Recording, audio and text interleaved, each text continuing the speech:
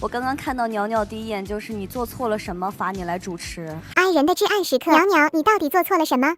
合作一个舞台，是不是就能否给大家稍微介绍一下，留一点悬念？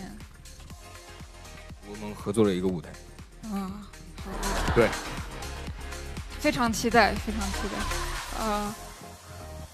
非常感谢大家啊！来，我们采访一下袅袅，请问一下你为什么要接这份工作？因为我需要工作。